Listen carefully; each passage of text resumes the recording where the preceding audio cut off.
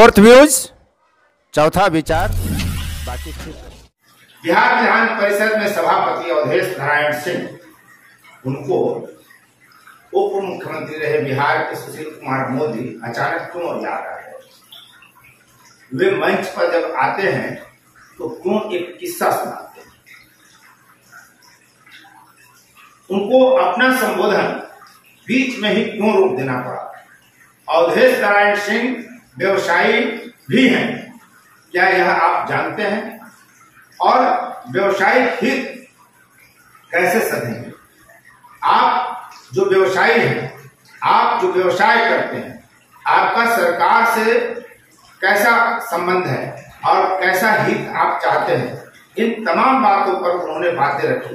उन्होंने साफ साफ कहा कि सुरक्षा एक बड़ी समस्या व्यवसायियों की है, जिसके कारण व्यवसायियों को काफी परेशानी होती है, बाहर से इन्वेस्टरों के आने में परेशानी होती है, और फिर आम व्यवसाय जो आम व्यवसायी हैं उनका हित कैसे सधेगा। पटना में अशोक कुमार वर्मा हैं और India jewellers and gold Smith federation के प्रदेश अध्यक्ष, confederation of all India traders के प्रदेश अध्यक्ष, और उन्होंने इन दोनों संस्थाओं का संयुक्त आयोजन किया, जिसमें बिहार के विभिन्न हिस्सों से आए व्यवसायी जुड़े और उन्होंने अपनी बातें रखी। उनकी बातों को सुनने के बाद तमाम दिग्गज नेताओं ने अपनी प्रतिक्रिया व्यक्त की और क्या कुछ हुआ। व्यवसायियों का हित इस वीडियो में है और लगातार हम व्यवसायियों से संबंधित वीडियो दे रहे हैं। और आप देखिए एक वीडियो, तो हम आपको ये भी बताएंगे कि सम्राट चौधरी से अशोक वर्मा ने जो सवाल रखा उसका जवाब कैसे उन्होंने दिया, और व्यवसायियों के लिए यह सवाल जवाब का जो दौर है, जो अशोक वर्मा ने प्रश्न रखे व्यवसायियों के पक्ष से, और उस पर जो जीएसटी काउंसिल के सदस्य बतौर उप मुख्यमंत्री, बतौर वित्त मंत्री सम्राट चौधरी ने जो जवाब दिया वो काबिल तारीफ है। आपको जानना चाहिए, आपकी जानकारी बढ़ेगी, आप अपने व्यवसाय को बड़ा कर सकते हैं। और अपने व्यवसाय को बड़ा करने के लिए एक और वीडियो आप जरूर देखिएगा फोर्थ व्यूज पर, जो हम बहुत जल्द आपके सामने लाएंगे, जिसमें व्यवसायी बिहार के विभिन्न ट्रेड से जुड़े हुए प्रश्न करते हैं सीधा सम्राट चौधरी से, जो बिहार के मुख्यमंत्री हैं, बिहार के वित्त मंत्री हैं और बिहार की तरफ से जीएसटी काउंसिल के सदस्य हैं। तो आप देखिए फिलहाल कि बिहार विधान परिषद के सभापति अवधेश नारायण सिंह क्या कहते हैं। तो वहाँ व्यापार बढ़ता है और उद्योग बढ़ता है, लेकिन अभी स्थिति जो है, अभी हम लोग अच्छी स्थिति में है। कोई लड़का, एक आदमी था, उनको अपने लड़का के लिए टीचर बहाल किया पढ़ाने के लिए। तो पढ़ाने के लिए गए तो टीचर लड़का कह रहा था कि 8 चौका 26। तो उनके पिताजी बोले कि आप क्या पढ़ा रहे हैं, 32 होता है ना। तो बोले कि नहीं, जिस दिन पहली बार मैं शुरू किया था उस दिन तो 8 चौका 22 कह रहा था, आज तो 26 तक पहुंच गया है ना।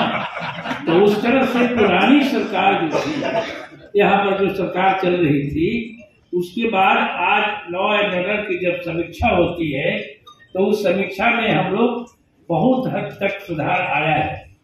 अब जैसा राजेश जी ने कहा कि ये अपराधी अब पकड़े जाते हैं, उनको सजाएं मिलती है, और यहीं पर हमारे बगल में उत्तर प्रदेश में तो इसके लिए बहुत सी ये है, बहुत अच्छा हो रहा माहौल हो रहा है। धीरे धीरे माननीय जब नरेंद्र मोदी जी ने कार्य संभाला तब से लेकर आज तक, और जो भी राजग से समर्थित जहाँ पर सरकार है वहाँ अच्छी सरकार चल रही है और लॉ एंड ऑर्डर अपने पोजीशन में आ रहा है।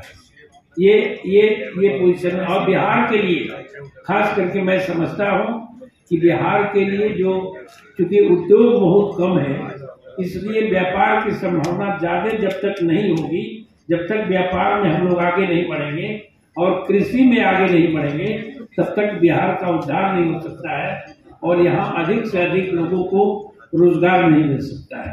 तो रोजगार के क्षेत्र में आगे बढ़ने के लिए ये बहुत जरूरी है कि एक व्यापारी जो आदमी काम करना चाहे, आपका जो व्यापार शुरू है उसमें कुछ लोगों को जरूर आप समायोजित करते हैं और समायोजित करने के बाद कुछ हद तक यहाँ पर बेरोजगारी की समस्या दूर हो जाती है।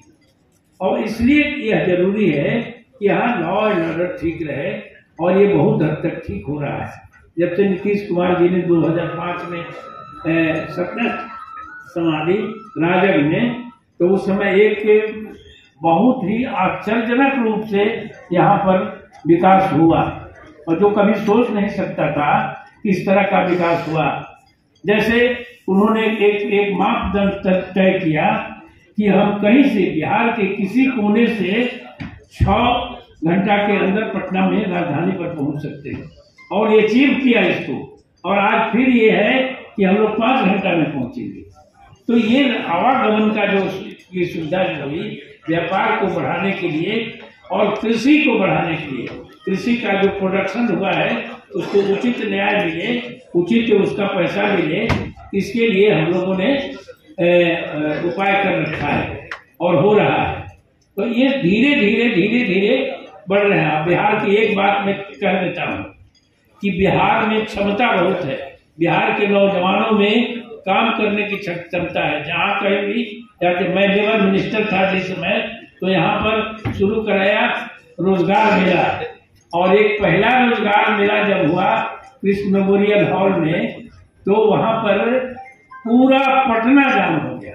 तो इससे ये हुआ कि भाई कितने बेरोजगारी है। और उसके उद्घाटन के लिए गए थे कृष्ण मेमोरियल हॉल में माननीय नीतीश कुमार जी, और उसमें हमारे मित्र और नेता माननीय सुशील कुमार मोदी जी।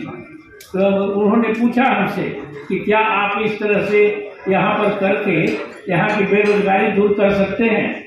तो मैंने वहाँ पर कहा था, एक कहानी कहा था कि भाई यहाँ पर मैंने एक प्रयास किया है, एक सार्थक प्रयास किया है, और होते होते जिस समय हम लोग छोड़े थे अपना लेबर मिनिस्ट्री, उस समय तक बहुत लोगों को नौकरी मिल चुकी थी।